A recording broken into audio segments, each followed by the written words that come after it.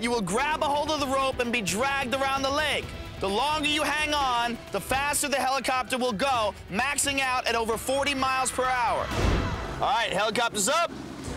Jeff's in the water. Let's see, Jeff. All right, here we go. Here we go. Hand over hand grip. Time starts now. Whoa.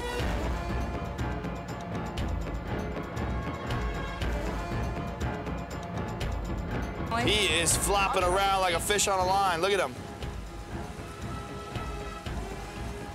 All right, they need to speed it up a little bit. He's fighting to stay on his belly. Whoa! He's catching some air. Oh, yeah. He's still on. All right, it's picking up speed now. He's hanging in. Get to 40. I'm telling you, Jeff is tough.